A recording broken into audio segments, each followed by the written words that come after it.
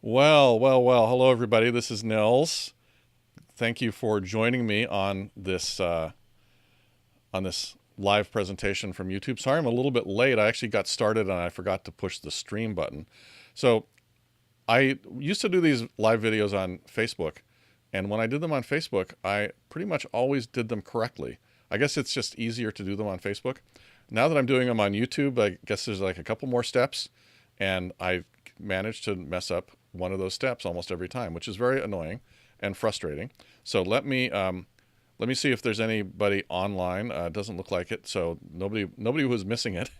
Anyway, so we got started a little bit late. Apologize for that.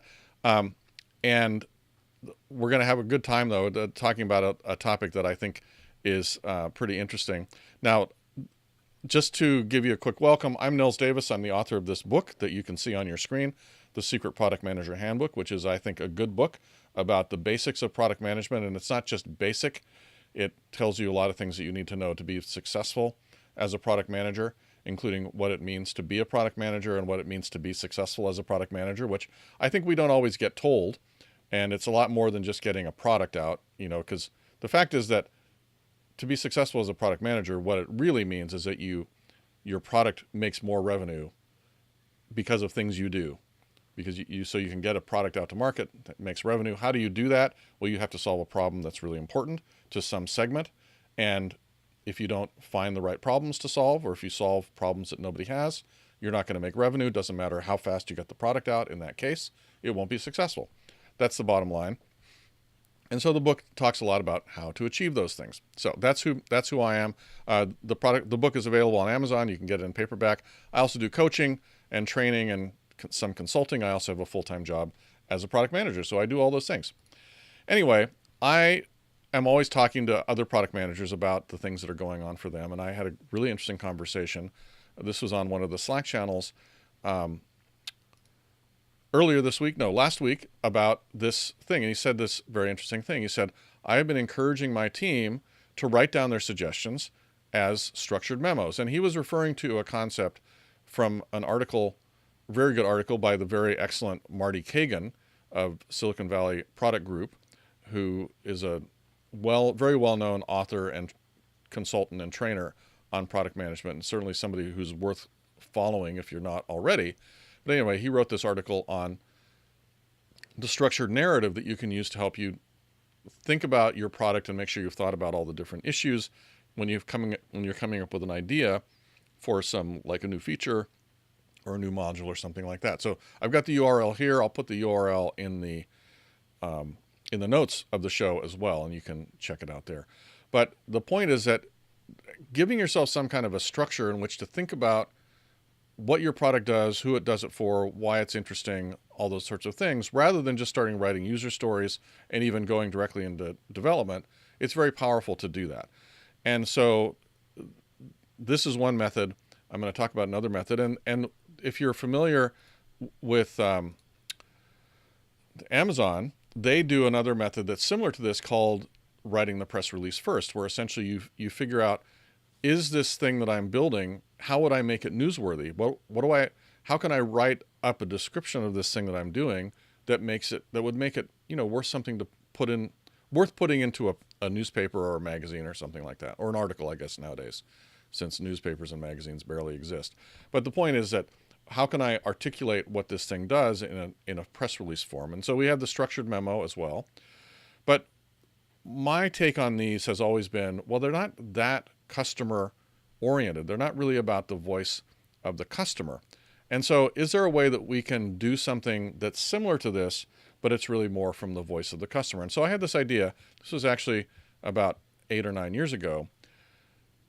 I did this presentation. I'm just going to share this presentation from 2011 because the company, unfortunately, is out of business. But I worked for a number of years as the product manager for a product for product managers. It was called Accept 360, and it did product planning, requirements management, did some agile management. It had suggestion management, had bug tracking, had all these different. It was very powerful and extremely valuable tool for a product manager, and all the people that used it really liked it and found a lot of value in it. Unfortunately, the company decided to invest in another product that was meant to be a companion to this. They put a lot of money into that. That product was not successful. We could have told them based on what we knew from Accept 360. And unfortunately, the company went under. So the bottom line is that Accept 360 no longer exists. But the idea behind this was to, let me switch, I have to switch windows here. The idea behind this was, what would customers, if we were selling this product on Amazon, which of course we weren't, it's an enterprise software product, which those things don't really sell on Amazon. But if we were to sell it on Amazon and we got some reviews and they were 5-star reviews, what would people be saying about this product? And if you think about how people write reviews on Amazon and other places, it's about what the product does for them. It's all in the terms of how it helps them achieve their goals. It's not about necessarily the features of the product. If you think about a book review, the book review is about, oh, this book made me laugh, it made me cry, it terrified me, whatever it might be, kept me on the edge of my seat. It's never about, oh, really good chapter headings, really great layout and formatting, right? Those are features of the book, but the thing that's important about the book is how it makes you feel. That's typically what is important about a book, or what you learned, right? If it's a nonfiction book, maybe it's what you learned. Now, in the case of a software product, it's whatever the benefit that the user is meant to get, and it's not the features that enable that user to get that, or the capabilities. They're much less interesting until they're actually solving some kind of problem, and except maybe just as a gadget, right? So what I did was I created some sample 5-star reviews from the various types of people that would be involved in the Accept 360 purchase, usage, validation, those sorts of things. And the reason you're going to see that this slide deck is not my normal kind of slide deck. It's really like an essay. And in fact, what it was an essay that I wrote, and then I put it into some slides to share it with other people, because that's how I like to do things. I like to share things. And it's also very wordy, and the sentences are super long. I've gotten much better at writing short sentences since then. But I just thought I'd sort of bring this up as this sort of historical time capsule. I was going to say historical oddity, but it's not an oddity. It's actually a really powerful technique. And it's something that I basically kind of recommend. So one of the things you can do is, if you have these types of reviews, and as I say, you're writing these yourself. You're not writing them, that you're not actually getting these necessarily from customers. It's not that you can't, but typically for enterprise software, there's no place to write Amazon-style reviews for enterprise software. So you maybe have to write them yourself, but in order for them to be effective, you have to put yourself in the shoes of your customer in order for you to be able to say, what exactly you have to, in order to be able to give a good story about how this thing might seem from the standpoint of your customer, and how it might reflect the concerns of your customer.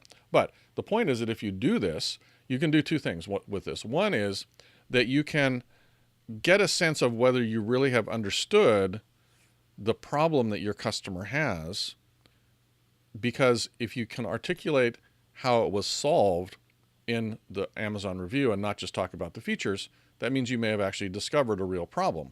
Now, of course, sometimes if your product is already out in the market, you may know those things and you may get some stories from customers.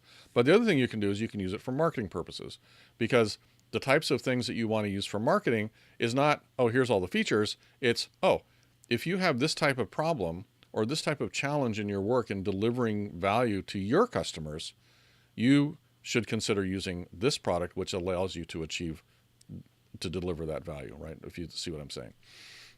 So one thing that was important, at least in my notes, I mentioned this, everything I wrote in these reviews was true. These are all things that customers could achieve. Now, it's an open question whether our customers were achieving these things. Actually, many of them were, but you don't want the Amazon reviews to be about fantasies. You want them to be about reality. Of course, if you're writing them before you have a product, they will kind of be fantasies, but they should be things that you can reasonably deliver on. Anyway, so that's the Amazon reviews. So let's just take a quick look at a couple of them. So we had various types of customers, of course. We had like VPs of product.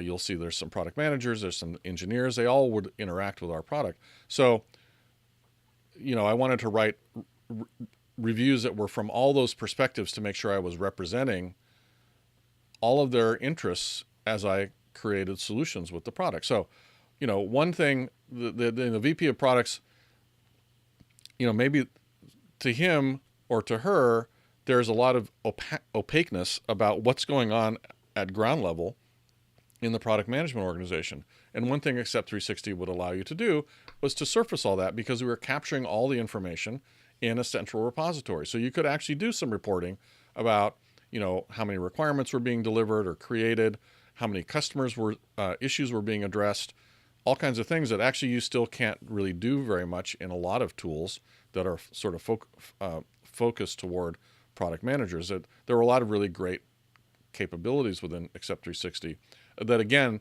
these reviews were meant to capture. So in retrospect, right, I know I've recognized a lot of things that Accept 360 did that I didn't even understand at the time. I knew all the stuff. I didn't understand how much of it was differentiating. And so some of that stuff doesn't necessarily show up in these Amazon reviews. If I were to do them now, they'd be a little different. But the point is that I'm talking about how the VP of products is getting his or her needs met by this product, not about specific features, but about solutions for the problem. So I also had a review from a product manager, right? It helped the product manager make better decisions because it had analytics related to decisions and a sort of an analytical prioritization capability. It gave the product manager backup on those decisions. Now, of course, as this product manager says, he always had to make the decisions anyway, but now with Accept 360, he has better backup for that. So that's something that is really powerful. If you are a product manager and you have to make some decisions, it's nice to have a system behind you that can help you list out the reasons that that's the right decision to make, and even give you some analytics around that. So Accept 360 did that, and that's what this product manager is mentioning, and he can also track how those decisions are going through the development process. So that's that. So the director of product management, now her issues are that she has all these people working for her, and again, not enough visibility into the organization. I have to sort of read these because it's been quite a long time.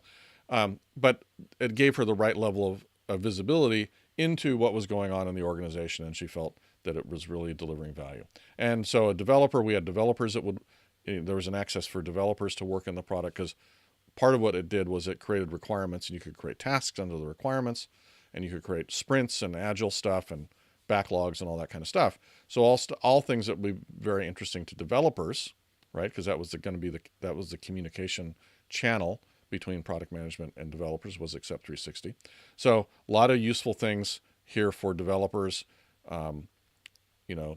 so they understood. For example, one of the really big things that Accept 360 supported was it allowed you to see why a particular prioritization decision had been made. Now, this turns out to be interesting to developers, even though we often think of developers as just people we give tasks to, but they want to know why they're working on something. They're actually probably going to do a better job if they understand why they're working on something, and they're going to be more motivated, and they probably will be faster, and they'll be more valuable, whatever they work on. So we always wanted to make sure that we had that information in the system, and we gave you ways to capture it. And the outcome of that is that the developers were happier and more motivated and created better work.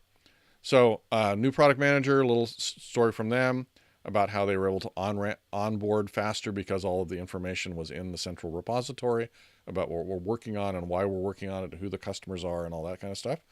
Anyway, and then the general manager, who's responsible for the overall organization, and how she is getting benefits from having this great tool for the product managers, right? So her recognition is that, she's already solved the back office problem with her ERP system. She's solved the sales problem with her CRM system. Her next big leverage on creating revenue and growing revenue is to get the product organization under better management, right? To know what's being built, to make sure that the things that are being built are valuable to the market before you ship them, things like that. And so she got that stuff with Accept 360, and it made her very happy. So that is those are all the examples that I have. Now that's the end of that show. So going back to the original the deck. So I did that presentation back in 2011. I have an article about it on my blog write the Amazon review first. I'll put a link to that in the show notes as well. But I think it's a really interesting thing to try. And I don't know how many people are doing it, but it's something that I just thought I would revive and try to suggest that people take it on. Now, I am curious to know, if you want to respond to this video, put a comment or drop me an email, what does your team do to validate that your understanding of what your customers' problems are and the way your solution is going to address that is accurate, grounded, customer-centric, and things like that, right? Do you use memos? Do you use press releases?